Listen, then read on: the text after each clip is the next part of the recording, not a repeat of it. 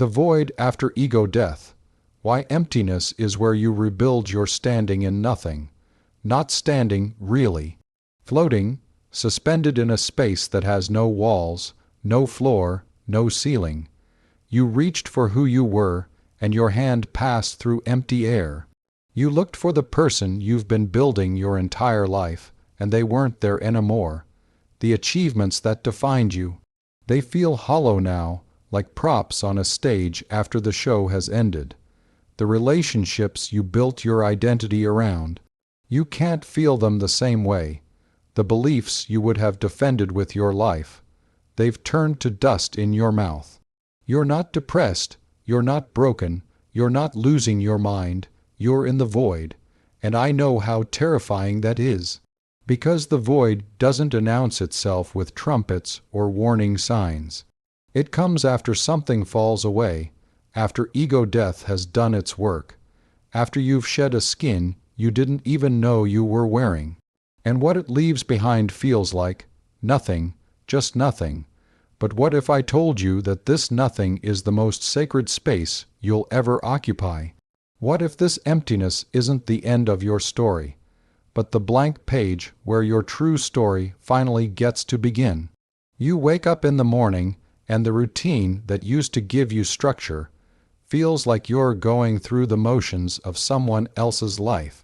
You sit with your thoughts and find that the voice in your head, the one that narrated everything, that told you who you were and what you wanted, it's gone quiet, not silent in a peaceful way, quiet in a way that makes you wonder if you're disappearing.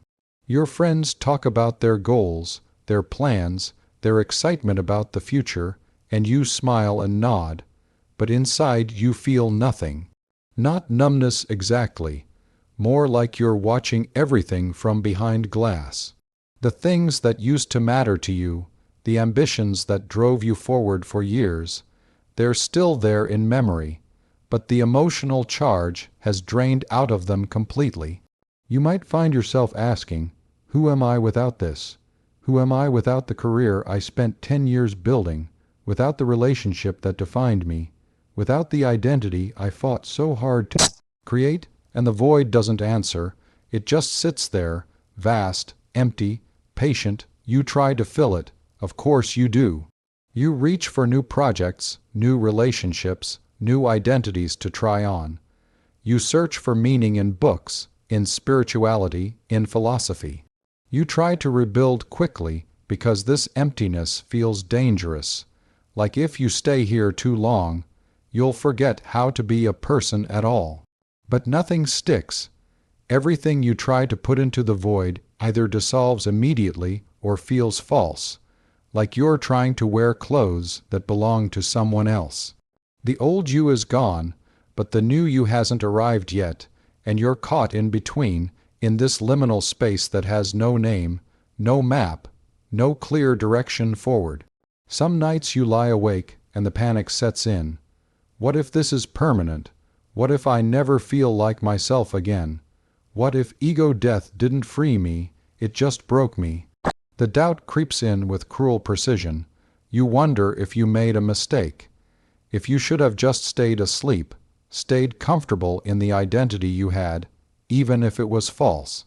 At least then you knew who you were.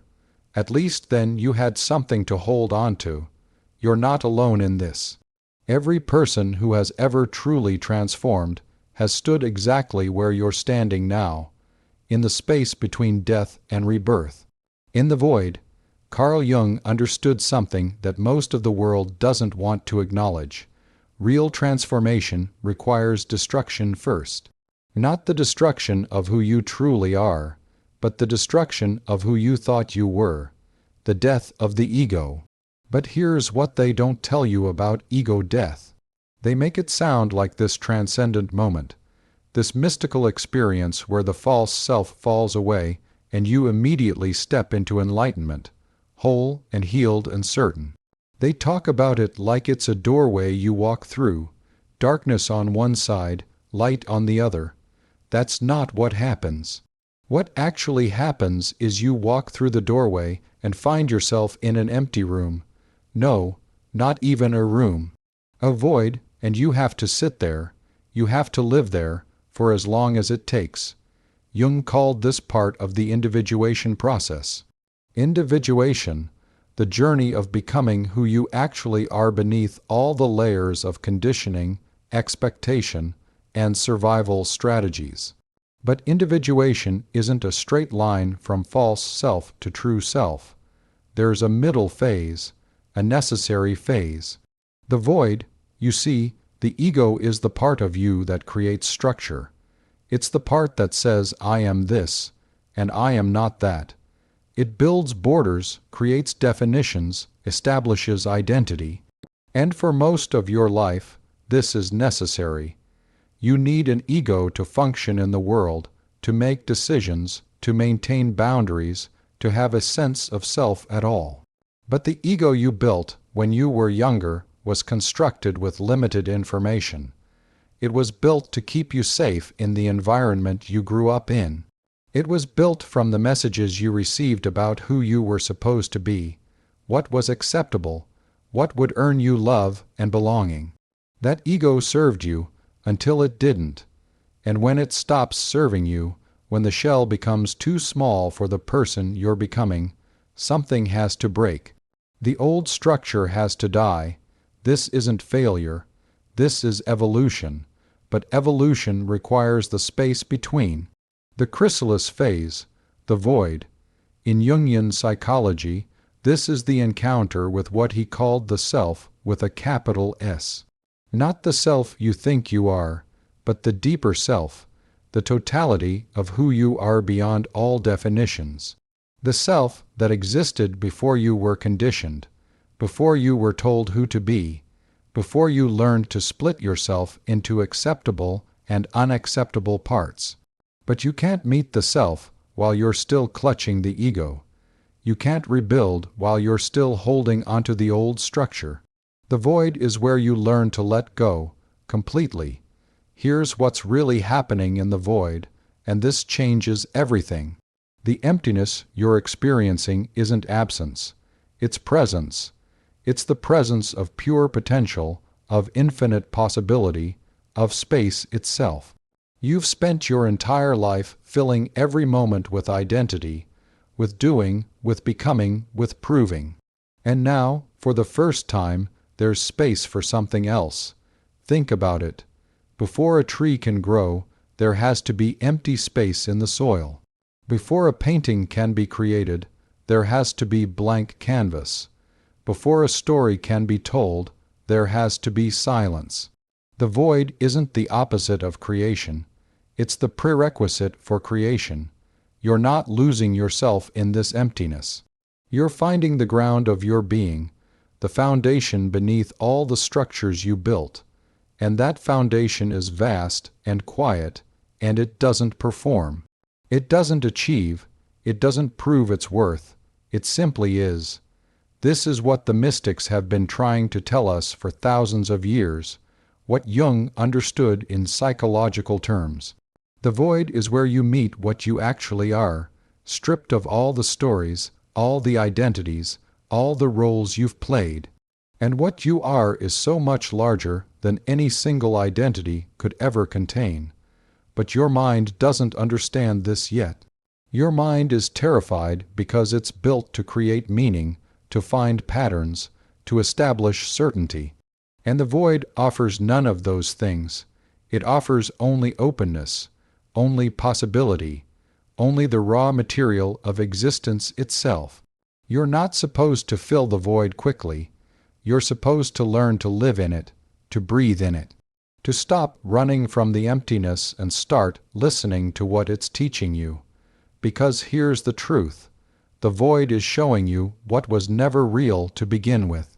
All those things you thought you needed to be, they were constructs.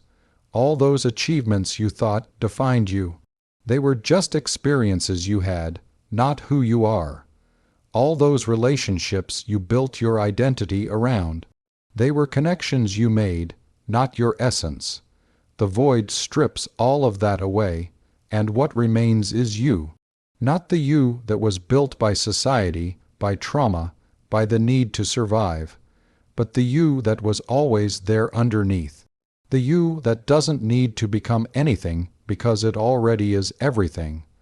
This is the paradox Jung understood. You have to become nothing to become everything. You have to lose the small self to find the greater self. You have to die to the ego to be born into your soul. And the void is where that death completes itself, where the last attachments to the old identity finally release, where you stop trying to resurrect who you were and start allowing what you're becoming to emerge naturally. You see, the old you didn't just have beliefs and habits and patterns. The old you had a whole architecture of defense mechanisms, survival strategies, ways of moving through the world that kept you safe, but also kept you small. And those patterns don't disappear just because you've had a moment of awakening. They have to be metabolized. Integrated, released, the void is the metabolizing. It's the space where your psyche digests everything you've been, everything you've experienced, everything you've become. And that process takes time. It takes stillness. It takes the courage to not know, to not be, to not become for a while. What you're experiencing isn't emptiness. It's spaciousness. And spaciousness is the most creative force in the universe. So, what do you do with this? How do you live in the void without losing yourself completely? You practice presence without purpose. You sit with the emptiness not to get somewhere, but to be here. You stop asking, "Who am I?" and start resting in the not knowing. Because the not knowing isn't ignorance. It's openness. It's the willingness to let yourself be defined by something deeper than your mind, something truer than your history. You allow yourself to be nobody for a while. And that doesn't mean you stop functioning in the world. It means you stop deriving your worth from what you do. You work, you create, you connect with others, but you do it from the void, from the emptiness, rather than from the need to prove or become or achieve. You start to notice what wants to emerge naturally, not what you think should emerge, not what would make sense based on who you used to be, but what actually arises when you stop forcing. A quiet interest, a gentle pull, a moment of genuine aliveness that asks nothing of you except your attention. These are the seeds of your new self, but they're not a new identity you build. They're expressions of the self that was always there, finally given space to breathe. You learn to trust the void, to trust that this emptiness is doing something you can't see yet, that it's preparing soil, that it's clearing ground, that it's making space for something that couldn't exist if you were still full of the old structures, and slowly, without you forcing it, without you trying to figure it out, something begins to grow. Not the person you were, not the person you thought you should be, but the person you actually are, emerging from the ground of your being like a seed that's been waiting in the dark for the right conditions.